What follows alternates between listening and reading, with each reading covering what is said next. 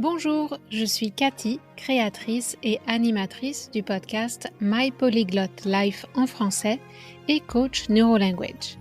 En général, j'aide des adultes qui apprennent le français et veulent atteindre un niveau avancé, mais aussi des adultes francophones qui veulent améliorer leur communication en anglais. Mais cette année, j'ai décidé de faire une pause pour me confronter à un nouveau challenge, enseigner l'anglais au Japon dans le cadre du JET programme. Me voici donc au cœur du Japon, dans la préfecture de Hyogo sur Awajishima, une île reliée par 2 ponts à Kobe au nord et à l'île de Shikoku au sud. Ici, c'est la campagne. Et même si c'est une destination touristique populaire chez les Japonais du Kansai, il y a très peu de touristes étrangers, et encore moins d'étrangers qui vivent ici. Les occasions de pratiquer l'anglais sont donc peu fréquentes pour les enfants et la motivation est, disons, variable.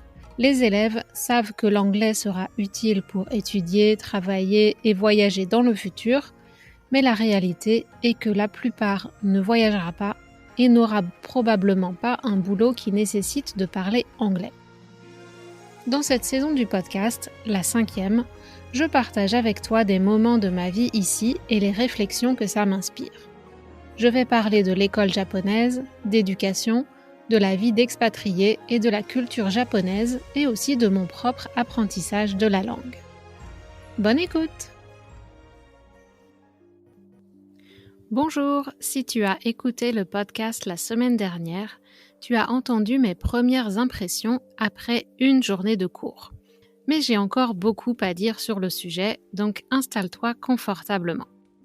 Pour créer l'épisode précédent et celui-ci, que tu écoutes en ce moment, j'ai pris des notes régulièrement, après la première journée, après 3 semaines et puis maintenant. Mais j'ai pas trouvé le temps d'enregistrer aussitôt, donc ces notes fonctionnent un peu comme un journal de bord. J'en suis maintenant à 5 semaines et même 6 avec les élèves de 2e année et j'ai l'impression que les élèves et moi commençons un peu à trouver notre rythme. Je peux suivre mon évolution professionnelle au fil des semaines et je vais partager avec toi mes observations ainsi que des conseils qui peuvent servir dans l'apprentissage et dans la vie en général. Pour m'aider à analyser ce qui fonctionne ou pas, mes forces et mes faiblesses, je me raccroche aux principes de l'apprentissage efficace qui sont l'essence du NeuroLanguage Coaching. Même si je ne peux pas appliquer la méthode dans l'environnement où j'enseigne, il y a trop d'élèves puis c'est pas ma classe, je m'efforce, c'est-à-dire j'essaye d'intégrer dans ma façon de faire les principes essentiels. Il y a par exemple capter et retenir l'attention. Bien sûr, ça c'est un gros challenge et peu d'élèves sont attentifs pendant les 50 minutes du cours. Mais j'essaye régulièrement de les surprendre pour les réveiller.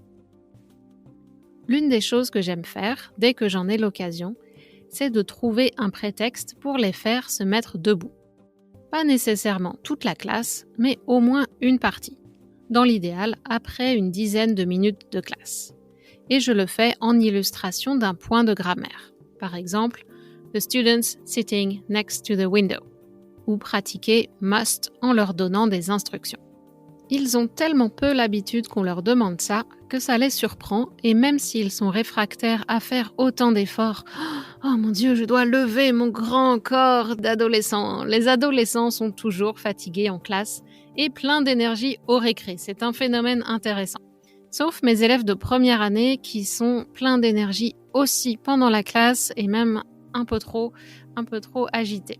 Ils sont un peu réfractaires parfois parce que c'est beaucoup d'efforts de se mettre debout, mais quand ils comprennent le pourquoi de la manœuvre, en général, j'explique en anglais et le prof traduit en japonais une fois qu'ils sont debout et qu'ils se demandent ce qu'ils font là, ça les fait sourire. Ou alors, quand je leur dis que c'est une compétition avec les autres classes, pour les 2e années par exemple, d'un coup, ils sont plus motivés pour suivre les instructions. En plus, ça leur donne un exemple dans la vie réelle. Ils vivent le moment avec leur corps et pas seulement leur tête. Et pas seulement dans leur manuel scolaire.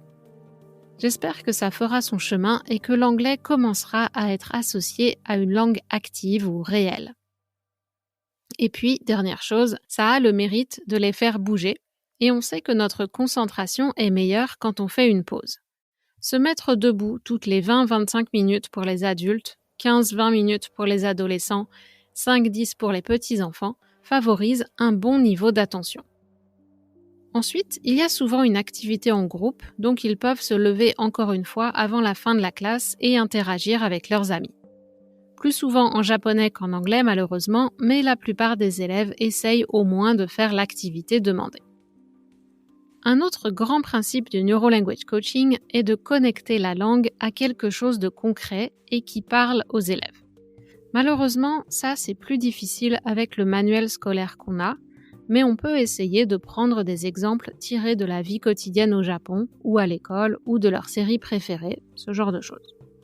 Je vais me creuser la tête pour trouver des moyens de faire ça sans y passer des heures de préparation.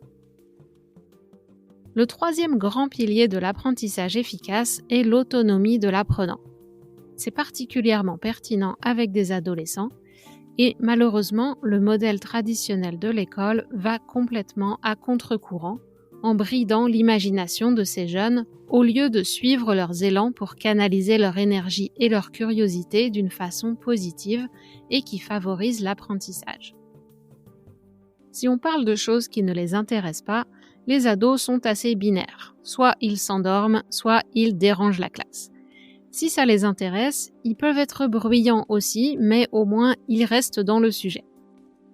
Ici, je dois avouer que pour l'instant, j'ai fait quelques tentatives, mais pas vraiment couronnées de succès, parce que si les instructions sont trop ouvertes, s'ils ont trop d'autonomie, les élèves ne savent pas quoi faire. Et j'ai pas forcément le temps de préparer ni la liberté de créer des activités plus intéressantes. J'y reviendrai quand je parlerai de la planification et des premiers défis que j'ai rencontrés. Mais après 5 semaines, avec les deuxièmes années en tout cas, à force de leur demander de trouver des idées pour des travaux de production, en disant que c'était possible de faire un brainstorming en japonais, je sens un frémissement chez quelques individus et je pense que sur la durée, petit à petit, on arrivera peut-être à les faire essayer d'exprimer ces idées en anglais. Si toute la classe participe pour aider leurs camarades, que les élèves plus avancés apportent leur contribution, que les élèves en général comprennent que je suis ouverte à leurs propositions et que je suis là pour les aider à essayer des choses, on arrivera peut-être à passer un bon moment ensemble autour de l'anglais. Mon objectif étant de réduire leur utilisation du japonais pour augmenter leurs tentatives en anglais, correctes ou pas, l'important étant qu'ils et elles essayent. On a beau leur dire en début d'année que l'important c'est d'essayer, que c'est pas grave de faire des erreurs, il faut le démontrer. Au moins pendant les classes avec l'ALT, avec moi. Parce que faites des erreurs, c'est pas grave, et malheureusement une affirmation démentie par l'évaluation au test.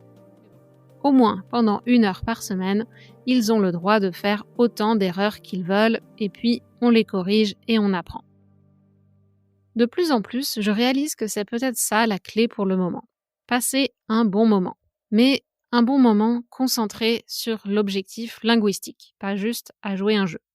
Donc, passer un bon moment, c'est pas forcément avec des jeux, mais quand les élèves sentent que ça m'amuse d'être là, qu'ils peuvent rire de moi, c'est des ados, ça ricane tout le temps, mais qu'ils peuvent aussi rire avec moi, alors l'ambiance est plus détendue, et de fil en aiguille, si on passe moins de temps à faire la discipline, on pourra passer plus de temps à apprendre.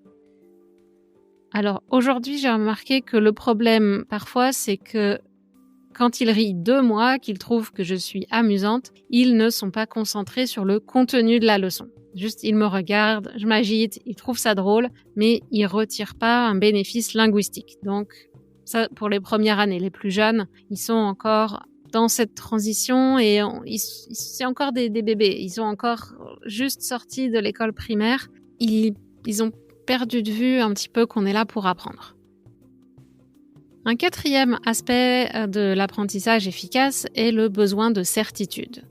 Comme j'ai expliqué la semaine dernière, j'ai parfois les consignes pour les leçons assez tard, donc pas beaucoup de temps pour planifier. Et avec certains profs, peu de temps pour se coordonner sur le plan de la leçon.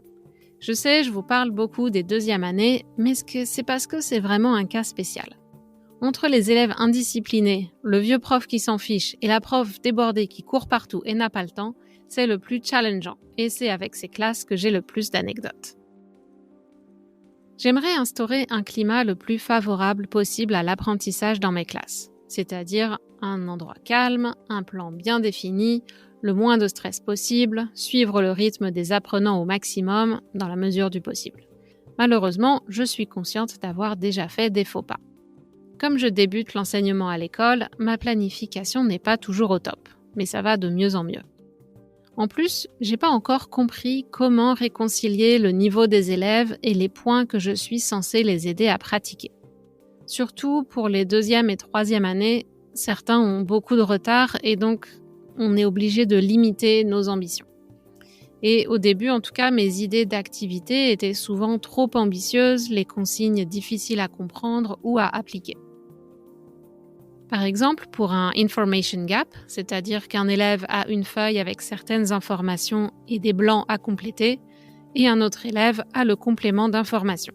Les élèves doivent se poser des questions pour obtenir l'information.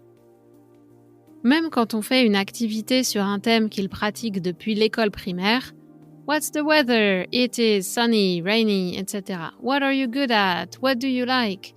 Si on ne fournit pas un script que les élèves peuvent lire et juste insérer 1 ou 2 mots qui sont écrits ailleurs, ils sont perdus. Pas tous, bien sûr. Certains et certaines y arrivent sans trop de problèmes, mais pour beaucoup, ça devient un exercice de lecture plus que de communication. Alors peut-être que à l'heure actuelle, ils ont besoin de ça. Ils ont besoin de plus de lecture, plus d'exposition avant d'être capables de faire leurs propres phrases. Mais s'ils lisent de façon mécanique sans essayer de comprendre, je suis pas sûre que ça donnera des résultats sur le long terme. Donc pour le moment, je sais pas trop comment gérer ça encore.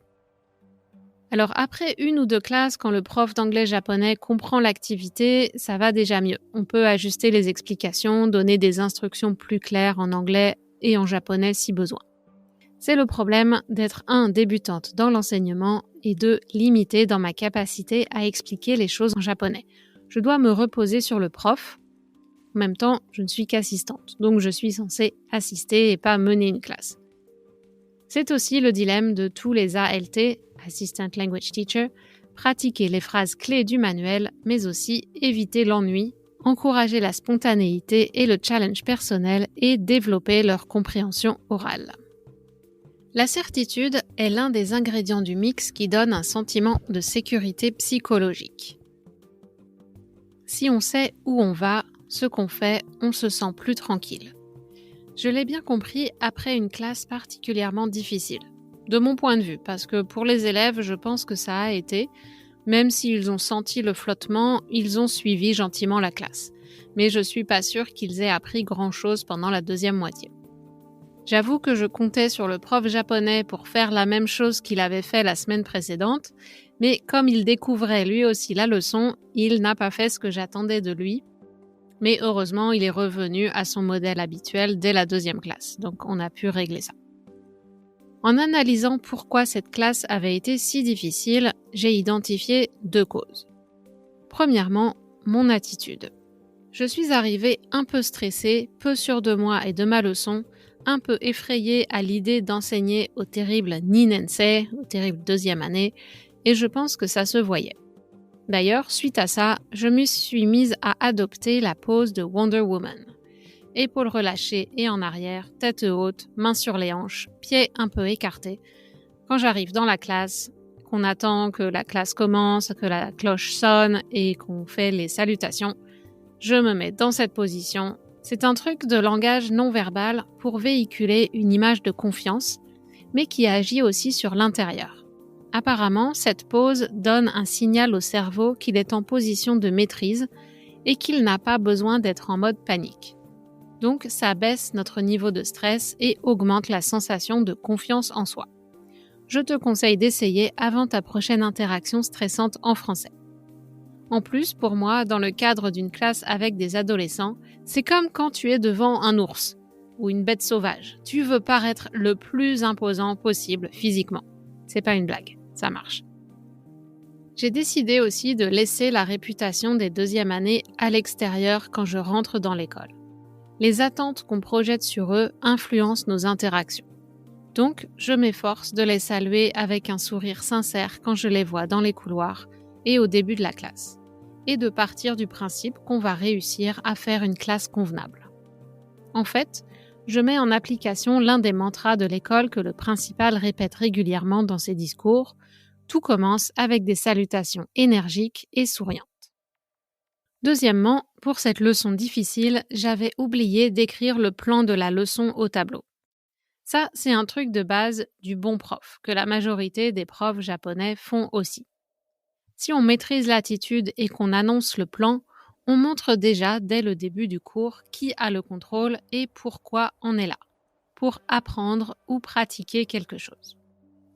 Bien sûr, il faut maintenir ce schéma pendant la majorité du cours, même quand les élèves essayent de prendre le pouvoir ou se laissent emporter par leur enthousiasme.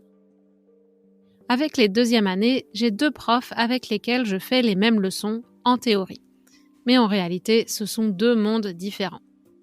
La prof en chef, celle qui me dit de quoi je serai responsable pendant les leçons, est la plus indisponible. Et même pendant la classe, elle est souvent débordée par les problèmes de discipline. Et l'autre prof, celui qui est proche de la retraite, découvre la leçon le lundi matin juste avant de l'enseigner. La semaine dernière, j'ai essayé d'être plus proactive et de lui expliquer le plan de la leçon le vendredi.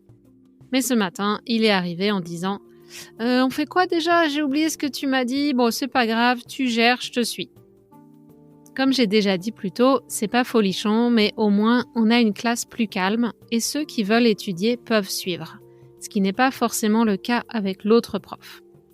Donc on arrive à avoir un climat qui est plus propice à la concentration que quand c'est le bazar dans la classe. Il me laisse gérer, mais il est là en soutien pour traduire en japonais, s'assurer que tout le monde suit à peu près, et pour reprendre sa phrase préférée, il se débrouille pour que les élèves aient l'impression d'étudier. Je pense que la philosophie profonde de cette phrase est un peu lost in translation, mais si j'ai bien compris, les activités c'est sympa, mais il faut qu'on ait au moins 25-30 minutes de classe selon un modèle très traditionnel, l'école telle qu'on l'a probablement tous et toutes connue. L'autre jour, après la classe difficile et hésitante dont j'ai parlé tout à l'heure, il m'a dit « Si c'était moi, je serais plus sévère ». J'avoue que sur le coup, je l'ai un peu mal pris. Premièrement, je suis assistante et on nous a dit qu'on n'est pas censé faire la discipline. Deuxièmement, il était dans la classe, il aurait pu faire quelque chose. Troisièmement, chaque prof a son style, donc je suis un peu perdue sur ce que je suis censée faire dans chaque classe. Et quatrièmement, si on avait préparé la classe ensemble, on aurait été un peu mieux coordonnés. Mais suite à ça, je n'ai rien dit, je lui ai demandé comment faisait ma prédécesseure. Il m'a dit « She was strong, she knew how to deal with this situation ». Elle était forte, elle avait une personnalité forte, elle savait s'y prendre. Il m'a dit ça très gentiment, c'était pas un reproche, mais plus une constatation. Bon, forcément, après plus de 5 ans en poste, elle en avait vu passer des gamins et elle m'a prévenu concernant les deuxièmes années qui pouvaient être difficiles. Mais bon, la leçon que j'ai tirée de cette conversation avec le prof est que je peux me permettre d'être plus directive et si une attitude ne me convient pas, je ne me gêne plus pour interpeller les élèves ou les mettre au pied du mur. Par exemple, en leur demandant de résumer, en japonais, je suis sympa, les consignes qu'ils n'ont visiblement pas écoutées. C'est juste pour leur montrer que certaines choses sont attendues de leur part. Ils veulent pas écouter très bien, mais qu'ils ne dérangent pas la classe. C'est tout ce que je leur demande. Au départ, je voulais éviter ce genre de pratique, de mettre quelqu'un au pied du mur. Je voulais éviter parce que ça peut générer du stress. Mais j'ai changé d'avis. Tout d'abord, c'est pas juste. It's not fair. C'est pas juste pour les élèves qui veulent écouter si la classe est perturbée. Donc, il faut montrer à ces élèves qu'on n'approuve pas les mauvais comportements et qu'on est là pour les soutenir. Ensuite, ce qui génère du stress, c'est la façon dont se passe l'interaction. Si c'est humiliant ou si on crée un sentiment de honte, c'est négatif. Mais ce qu'on cherche à faire est, au contraire, d'apporter de la certitude, définir ce qui est acceptable ou non, d'une façon factuelle et non personnelle. On se concentre sur le comportement et non sur la personne. Les adolescents aiment tester les limites. mais en dehors des cas problématiques, la majorité est capable de faire un compromis et de donner au prof un peu de ce qu'il ou elle attend, comme ça, personne ne perd la face. Le prof a l'impression d'avoir fait un progrès, l'élève n'a pas complètement cédé, tout le monde est content. Ça n'avance pas vite, mais on prend ce qu'on peut. Et hier, miracle, je ne sais pas ce qui s'est passé, mais en l'absence de la prof habituelle des deuxièmes années, j'ai fait ces 2 classes les plus difficiles avec le vieux prof et les élèves se sont plutôt bien comportés. Vraiment inhabituel pour ces classes, j'ai été surprise et je mets ça d'ailleurs sur le compte de l'effet de surprise pour ces classes. Casser les habitudes, ils ne pouvaient pas reproduire leur schéma habituel en l'absence de la prof, donc j'ai profité de ce flottement. Mais aussi, c'est peut-être notre équipe de choc, Monsieur Maury et moi, qui avons réussi à faire une leçon qui a capté à peu près leur attention. Pour le coup, c'est lui qui m'assiste, mais on y trouve notre bonheur tous les deux. Alors à sa décharge, la femme prof a les 2 classes les plus difficiles parce que le vieux prof ne peut pas ou ne veut pas assurer le niveau d'engagement personnel et d'énergie pour le maintien de la discipline avec ses garçons. Pour vous donner un exemple, l'autre jour, un des garçons s'est couché par terre, puis il a tapé un autre élève et n'arrêtait pas de l'embêter. Et impossible de mettre fin à son mauvais comportement. Ici, il n'y a pas la possibilité d'envoyer les élèves perturbateurs chez le principal ou en conseil de discipline. Ça ne se fait pas. Je ne dis pas que le conseil de discipline et le principal, c'est efficace avec des cas comme celui-ci. Mais en tout cas, ça permet de décharger les profs et de les soutenir. En plus, ici, c'est un grand gaillard qui peut physiquement tenir tête aux profs. À mon avis, ce garçon en particulier devrait recevoir un soutien psychologique et être scolarisé dans un environnement adapté, parce qu'il est ingérable. Mais, comme j'ai dit, hier, je ne sais pas ce qui s'est passé. Avant la classe, je l'ai vu parler avec un autre prof, et pendant la classe, il n'avait pas un comportement désagréable comme il peut l'avoir d'habitude. Donc, je ne sais pas ce qui s'est passé. Donc ce garçon est le pire, mais il y a quelques autres cas assez difficiles aussi. En plus, cette prof dont j'ai parlé, c'est une femme assez petite et elle ne dégage pas une grande impression d'assurance. Donc, même si elle est capable d'engueuler les perturbateurs, c'est plutôt l'image de la angry woman et ça perd son impact. Donc, ils prennent l'avantage sur elle. Ça me rappelle un peu mes cours d'anglais avec une certaine prof au collège aussi, ou est-ce que c'était au lycée, je sais plus, mais au collège ou au lycée, dans mes cours d'anglais, la pauvre, elle n'arrivait pas à tenir la classe. Le prof d'allemand non plus n'y arrivait pas, mais la différence, c'est que les élèves dormaient, donc on pouvait suivre le cours. Les adolescents sont impitoyables. Au moindre signe de vulnérabilité, ils en profitent et les stéréotypes de genre font le reste. Il y a des profs femmes qui savent tenir une classe, mais ça ne repose pas sur les mêmes mécanismes qu'une présence masculine. Il y a d'autres stratégies que je suis en train de tester en apprenant sur le tas. J'ai jamais enseigné et encore moins au Japon, donc j'espère que les profs vont comprendre qu'il faut me donner des indications. J'essaye de faire de mon mieux, mais s'ils veulent que je fasse les choses différemment, ils vont devoir me le dire et me le dire clairement. Et s'ils ne me le disent pas, je vais faire ce que je suis en train de faire et tranquillement imposer mon style. Si je m'adapte seulement aux profs et à leurs exigences, je sais que je vais probablement trahir les élèves. C'est-à-dire passer à côté d'opportunités de leur offrir quelque chose de différent et intéressant. Donc j'ai plutôt envie de suivre mon instinct qui me dit de répondre à ce qui fonctionne avec les élèves et de gérer l'interaction avec le prof ensuite. Comme dit Rachel Paling, ma formatrice au Neuro Language Coaching, le meilleur feedback vient de vos apprenants. Donc je vais me concentrer sur eux. Si les profs voient que ça marche, ils me laisseront faire.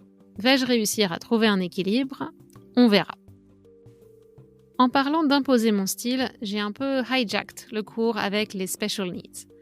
Hijack, c'est une prise d'otage ou un détournement, donc ne vous inquiétez pas, j'ai pris personne en otage, mais j'essaye petit à petit de proposer de nouvelles activités pour le petit groupe d'élèves aux besoins spéciaux. Les élèves qui ont besoin d'une attention spéciale en raison de troubles de l'apprentissage, autisme ou absence répétée pour raisons médicales. Je me crée un peu de travail en plus, mais ces cours me rendent folle. On fait faire à ces gamins de 13 à 15 ans des activités de découpage, On leur enseigne des listes de mots à n'en plus finir avec la prononciation en japonais écrite en dessous, mais on a laissé tomber la pratique de la grammaire, ou faire des phrases, ou même la lecture. La lecture est difficile pour eux, mais ils peuvent y arriver. Ils sont pas idiots et ils suivent certains cours avec les élèves des classes standards, donc il faut arrêter de les traiter comme des bébés. Ce qui n'aide pas, c'est qu'avec une des profs avec lesquelles je fais ces cours 1 heure par semaine, elle ne parle presque pas anglais. Donc forcément, comme elle est vite dépassée, elle encourage les élèves à parler en japonais. Disons qu'elle ne les décourage pas de parler en japonais. Et pour ne rien arranger, je ne sais pas pourquoi, elle doit avoir un accent local très prononcé. Quand elle parle japonais, j'ai beaucoup de mal à la comprendre, contrairement à d'autres profs. Et l'autre heure que je fais avec les special needs est assurée par la prof avec laquelle je fais aussi les premières années. Elle parle anglais mais n'a visiblement que peu de connaissances sur comment gérer une classe avec des special needs. Probablement pas le temps non plus de construire des leçons spéciales parce que ces leçons consistent en un apprentissage de mots de vocabulaire avec des flashcards et la prononciation en japonais. Donc moi, par exemple, quand je dis j'ai hijack le cours, c'est qu'aujourd'hui, quand je leur ai fait pratiquer les flashcards, je cachais la prononciation pour les élèves les plus avancés. Parce que bon, si je viens en cours avec eux, c'est pas pour les écouter parler en japonais de trucs que je comprends pas ou les regarder copier des mots en suivant le modèle. Autant que je reste à mon bureau pour faire quelque chose d'utile. Donc bref, depuis 2 semaines, pour le bien-être des gamins et le mien, je saisis toutes les opportunités pour proposer petit à petit des activités plus challenging et j'ai des super retours. Les 4 à 6 élèves qui viennent dans ces classes se montrent très coopératifs, participent aux activités et me montrent ce dont ils sont capables. Là encore, je constate que quand on les tient occupés avec des trucs prévus en pensant à eux, les problèmes de discipline sont moindres. Cette semaine, exceptionnellement, M. Mori a fait l'une de ses classes à la place de l'autre prof et c'était la meilleure classe des special needs depuis que j'ai commencé il y a 2 mois. Il avait pensé à 1 ou 2 activités intéressantes et adaptées au profil des élèves, même si, à mon avis, on aurait pu pousser encore un peu plus le challenge, mais je vais être patiente, on construit petit à petit. En tout cas, dans les classes où il y a des problèmes de discipline, parfois c'est difficile de distinguer entre les élèves qui vraiment ne savent pas, qui ont tellement de retard qu'ils sont perdus, et ceux qui soit savent mais n'essayent pas, sauf si on les pousse et là on se rend compte qu'ils sont pas si nuls que ça, ou ceux qui savent et donc s'en fichent et font autre chose parce qu'ils s'ennuient. J'aimerais tant pouvoir motiver les élèves qui ont les connaissances et qui s'ennuient en leur proposant des activités stimulantes, mais dans une classe de 35 à 40, c'est difficile.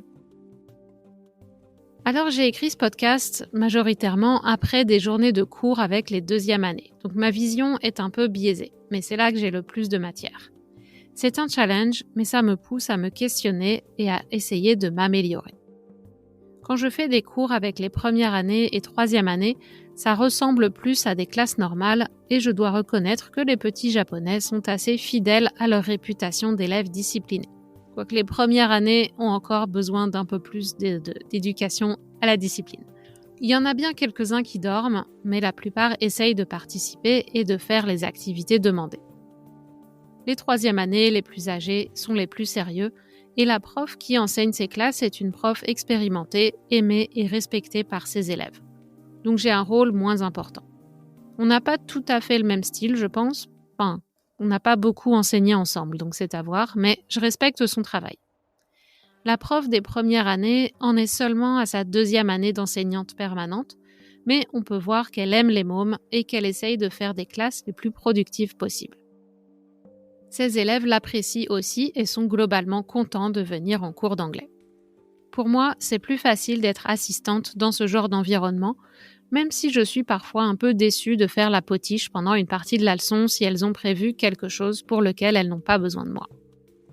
Et j'avoue que comme je suis indépendante et habituée à travailler seule, voyager seule, etc., j'aime bien l'idée d'avoir ma classe, même si c'est aussi effrayant et plus de responsabilités et de travail. Les 2e années sont vraiment différents des autres groupes.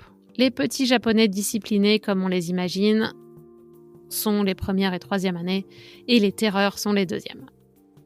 J'ai vu la différence flagrante la semaine dernière quand toute l'école était rassemblée dans le gymnase pour une présentation sur les catastrophes naturelles, tremblements de terre et leurs conséquences, etc.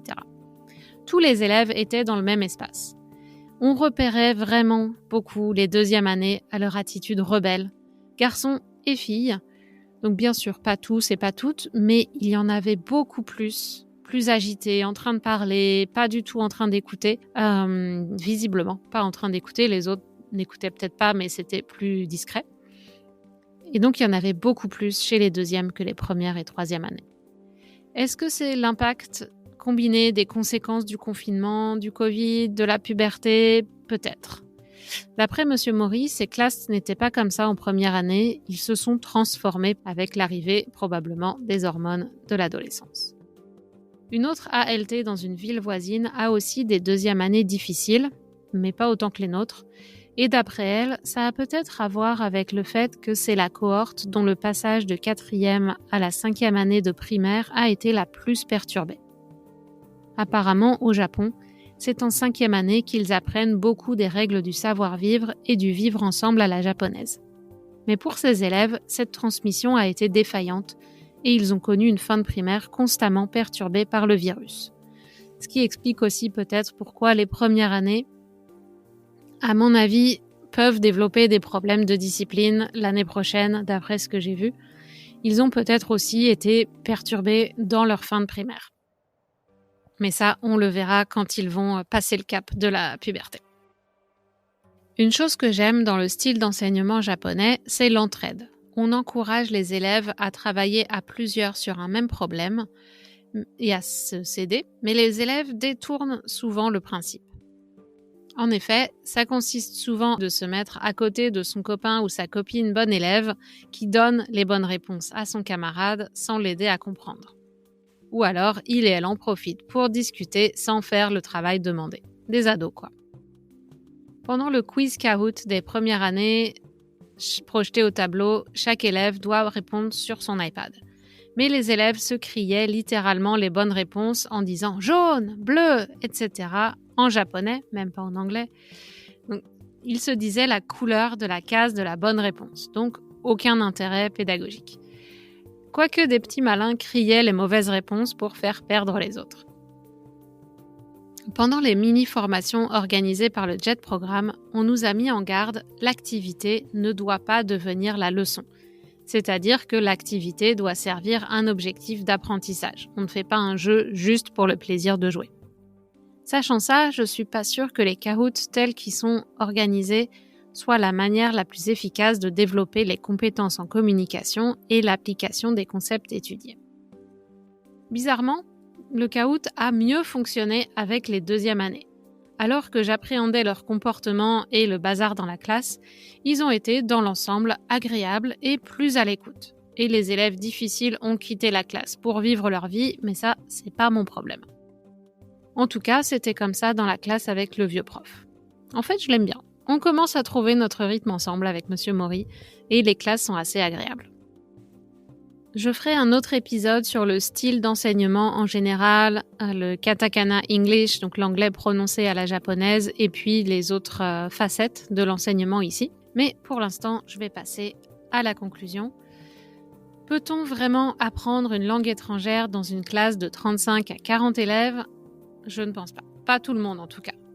Et surtout pas sans diviser la classe en groupes par niveau et proposer des activités adaptées. Que ça soit utiliser les élèves plus avancés pour aider ceux qui sont en retard à mieux comprendre, ou bien donner une activité stimulante et en autonomie aux avancés, pendant que le prof passe plus de temps à soutenir les autres. D'autant plus que ce sont deux langues aussi différentes que l'anglais et le japonais. C'est déjà difficile pour des enfants français d'apprendre l'anglais, alors que 30 à 50% du vocabulaire de l'anglais a une origine latine, que la syntaxe est similaire et que c'est un pays voisin de la France. Alors imaginez le défi pour des enfants qui vivent à l'autre bout du monde et dont la langue a peu de points communs avec l'anglais. En ce moment, avec les deuxièmes années, on travaille sur must, have to, don't have to, must not. C'est un point particulièrement difficile à mémoriser parce que la grammaire japonaise est radicalement différente. Pour faire simple, en japonais, c'est une sorte de double négatif. Par exemple, ce n'est pas possible que tu ne manges pas. You may not eat. Not eat, no way. Ce qui revient à dire tu dois manger. You must eat. Ça demande une gymnastique mentale que je ne maîtrise pas encore complètement en japonais. Si j'ai le temps de réfléchir, ça peut aller, mais je fais encore des erreurs régulièrement et pourtant je comprends le principe. Il faut de nombreuses heures de pratique pour automatiser ça, mais la semaine prochaine, on doit déjà changer de chapitre. Il y a aussi le problème de l'orthographe. L'orthographe anglaise est très compliquée. Et qui suis-je, moi, qui suis incapable d'écrire les kanji à la main, pour juger ces gamins qui ont du mal avec l'orthographe en anglais? Franchement, c'est pas simple. Alors quand on leur propose un truc un peu original, les élèves ont l'air de suivre avec plus d'entrain quand ils comprennent ce qu'ils doivent faire, mais le défi le plus grand est de faire comprendre au ou à la prof japonaise qu'une dose appropriée de challenge est une bonne manière d'enseigner aux adolescents. Il faut juste qu'on les aide à comprendre et qu'on leur montre comment faire sans les babysitter et leur donner des réponses. Au début, c'est difficile, mais ils apprennent. Et ça, c'est la principale frustration à laquelle les ALT, Assistant Language Teachers, sont confrontés. L'initiative et la résolution de problèmes sont des valeurs occidentales et des comportements encouragés chez nous. Mais une partie difficile du choc culturel qu'on vit ici est que la mentalité est différente. Bon, parfois en France, on a un peu trop de challenge et pas assez d'empathie pour aider les élèves à faire la tâche pas à pas, c'est un autre problème. Mais par conséquent, d'après ce que j'ai vu, la résolution de problèmes, c'est pas un point fort des Japonais adultes et Japonaises adultes en général. Et ça vient notamment de la façon dont ils sont éduqués dans la famille et à l'école. Après ces premières semaines, j'avoue que j'ai pas eu le coup de foudre pour l'enseignement à l'école. Yappari, comme on dit en japonais, as expected en anglais, comme je m'y attendais en français. Mais maintenant que je commence à prendre mes marques, ça c'est une expression qui vient de l'athlétisme et qui veut dire prendre ses habitudes, j'apprends énormément de cette expérience et je vais faire le travail attendu de moi tout en essayant, pour le bien-être des élèves et le mien, de rendre le processus le plus plaisant possible. En effet, je suis comme eux, je n'aime pas m'ennuyer ou avoir l'impression de perdre mon temps. Mais le cadre scolaire est tellement à l'opposé des bonnes pratiques de l'apprentissage efficace, pas évident. Il y a bien des tentatives de modernisation, mais le cadre et le système en lui-même ne permettent pas de se débarrasser de l'apprentissage par cœur pour les tests. L'école me semble tellement déconnectée de la vie réelle et de l'évolution du monde, c'est incroyable. On s'entête à perpétuer un modèle parce que c'est ce qu'on a connu, donc tout le monde doit en passer par là. Cette accumulation de connaissances qui ne serviront à rien, cette parenthèse dans la vie où on pourrait apprendre un peu plus comment nous fonctionnons en tant qu'êtres humains, nos émotions, les mécanismes qui façonnent notre personnalité et nos choix, nos modes de communication, l'apprentissage, etc. Et dans le cas du Japon, ce système fait peser une telle pression sur les élèves que je ne peux m'empêcher de penser qu'on leur vole une part de leur enfance et de l'insouciance qui va avec. Je mets dans les notes de l'épisode un lien vers un épisode de podcast de France Culture qui explique l'impact de la pression excessive qui conduit à des taux de suicide élevés chez des enfants coréens et japonais. Pour des raisons un peu différentes, les deux modèles ne sont pas identiques. J'ai écrit cet épisode majoritairement avant l'attaque sur le prof à Arras en France. Je ne sais pas quoi dire à ce sujet. 3 ans après Samuel Paty, un autre prof est mort au travail. Comment est-ce possible ? Les causes sont à chercher au-delà de l'école. Mais dans ces conditions, comment motiver les jeunes à choisir le métier d'enseignant ? Ou comment les motiver à continuer, pour ceux qui sont déjà engagés dans cette voie et n'ont pas encore démissionné ? L'école devrait faire l'objet d'une transformation profonde. Ici, au Japon, la société est beaucoup plus homogène. Pourtant, il y a aussi eu un cas d'enseignant de collège poignardé au mois de mars 2023 par un élève qui avait visiblement des problèmes psychologiques. L'attitude des bad boys de mon école fait peur, mais ils sont une exception. La majorité des gamins sont gentils et n'ont pas de problèmes très graves de comportement. Et je pense qu'au Japon, les menaces physiques envers les profs sont plus rares qu'en France, mais la pression psychologique exercée par les élèves et certains parents peut être élevée. Il n'y a pas de conseil de discipline ici, comme je l'ai dit. Mais en règle générale, les enfants et adolescentes en difficulté ont plutôt tendance à se replier sur eux-mêmes. Et on a des problèmes d'absentéisme et de suicide. J'ai fini pour aujourd'hui. À suivre, je referai un point sur l'école dans quelques semaines, je pense. Ciao, ciao! Voilà, si vous aimez ce podcast, n'oubliez pas de vous abonner et d'en parler autour de vous. Et je vous dis à très bientôt sur My Polyglot Life en français.